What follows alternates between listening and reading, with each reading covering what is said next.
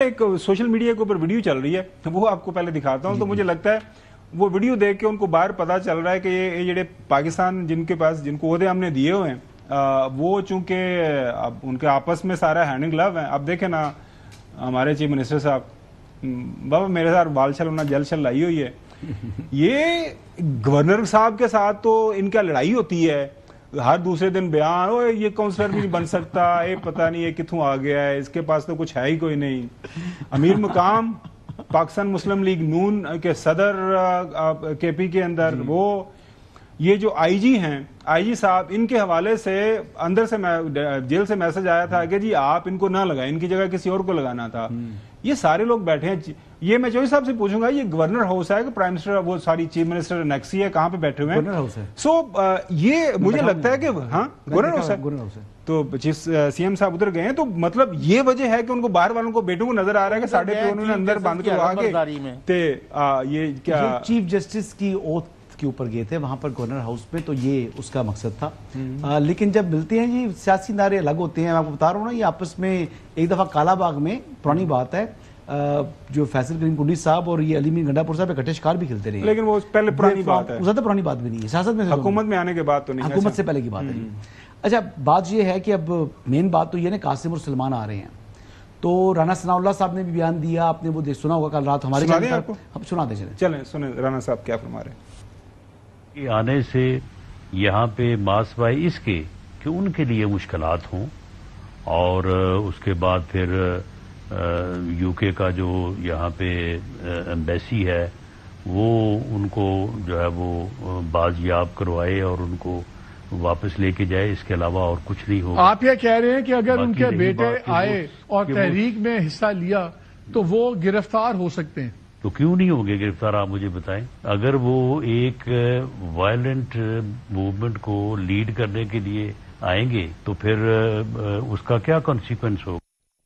رانا صاحب کا بیان آپ نے سنا؟ جی رانا صاحب کا بیان سنا ہے. رانا صاحب کے بیان کے بعد رات کو ہی میں نے نا جو سسٹم سے کہتے ہیں، میں سسٹم سے بھی چیک کیا تھا. میں نے کہا کیا ہے سسٹم نظام جو چلا رہا ہے. میں نے پوچھا تو وہ کہتے ہیں جی سو بسم اللہ جی آئیں، کوئی رکاوٹ نہیں ہے ان کے لیے پاکستان آنے پر، بلکہ انہوں نے کہا جی آئیں، بڑے خوش ہیں.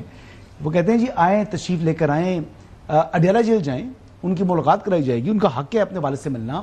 ان کو وہ بھی جا کے دیکھیں کہ خود احتسابی کا نعرہ لگا کر لگانے والا لیڈر جس نے ریاست مدینہ بنانی تھی، وہ خود جب اقتدار میں آیا تو کرپشن اور کرپٹ پریکٹس میں ملوث ہو گیا، اور پھر اس نے جناب آج عدالت سے سا کاٹ رہا ہے اور اڈیالہ جیل میں قید ہے. تو ان کو بھی بیٹے بھی دیکھیں کہ والد جو ہے اس نے جرم کیا ہے، اس نے جرم کے اوپر کرپشن کرنے اس کی ثابت ہونے پر عدالت کے ٹرائل کے بعد وہ جیل میں موجود ہے. تو وہ اپنی آنکھوں سے آ کے دیکھیں، ان کا حق ہے. سب زیادہ حق جو ہے ان کے بیٹوں کا ہے ان سے ملاقات کا. آنے دیں گے جی، ان کو آنے دیں گے. ویزا اگر ضرورت پڑا اس پہ فیسیلیٹیٹ بھی کر دیں گے. ان کو کہیں گے تو اگر ایمبیسی ویسے آن لائن اپلائی کر سکتے ہیں، کہتے ہیں تو ایمبیسی میں ان کو VVIP پروٹوکول بھی مل جائے گا. اور پاکستان بس ایک دفعہ انہوں نے آنا ضرور ہے. کوئی گرفتار نہیں کرے گا، یہ بتاؤں اب کوئی پریشانی نہیں، کوئی گرفتاری بھی نہیں ہے. وہ آئیں، وہ اڈیالہ جیل جائیں، بلکہ ان کے جو ہے نا وہ ملاقاتیں ویسے تو تھرسڈے کی بند ہے، آپ یقین کریں ان کی تھرسڈے کی ملاقات بھی کھل جائے گی. اچھا طلال چودھری صاحب نے بھی جو ہے PTI کے قائد کے بیٹوں کی پاکستان آمد کے حوالے سے جب ان سے سوال کیا گیا تو ان کا بھی جواب سنیے. لوگوں کے بچوں کو وہ کہتے ہیں کہ ابھی آپ لانگ مارچ کریں، چڑھائی کر دیں، یہاں پر بغاوت کر دیں، اور اپنے بچے ان کے لنڈن کی ٹھنڈی ہواؤں میں گولڈ سمتھ کے دیے ہوئے بے پناہ پیسے میں وہاں پر عیش کر رہے ہیں. تو ان کے بچوں کو آنا چاہیے. 100 بار احتجاج کریں، سیکورٹی بھی دیں گے، دھیان کریں گے، اور اگر کسی قسم کی آپ نے چڑھائی کی، لا قانونیت کی کوشش کی تو 26 مئی سے زیادہ مرمت کریں گے. چودھری غلام حسین صاحب دیکھیں، پاکستان کے اندر اس وقت جو پاکستان تحریک انصاف کے میں جو سب سے اہم عہدہ جس بندے کے پاس ہے وہ CM KP ہیں گنڈا پور صاحب. وہ ایک صوبے کے چیف ایگزیکٹو ہیں، اس صوبے کے اندر 2/3 میجورٹی ہے آپ کے پاس. چلیں مخصوص نشستوں کا تو معاملہ چل رہا ہے، اس کے اوپر ہم بات کرتے ہیں جو اگلے پروگرام کے حصے میں. علی مین گنڈا پور صاحب، آپ ہمیشہ جو ہے ان کی سائڈ لیتے ہیں، وہ بہت کچھ کر رہا ہے، لیکن پارٹی یہ سمجھتی ہے، قائد کے بیٹے یہ سمجھتے ہیں کہ ہی از ناٹ ڈوئنگ انف. اس لیے ان کو پاکستان آنا پڑ رہا ہے. ادروائز کسی تحریک کا حصہ انہوں نے بننا ہوتا. لندن کے اندر مظاہرے ہوئے, میں نے کبھی جو قاسم اور سلیمان کو ان مظاہروں کا حصہ بنتے ہوئے نہیں دیکھا.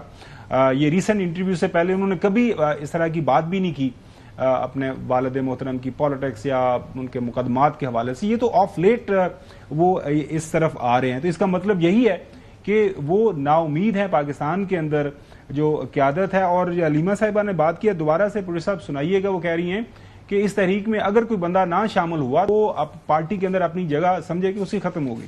جو تحریک کا بوجھ نہیں اٹھا سکتے وہ اپنے عہدوں سے ہٹ جائیں.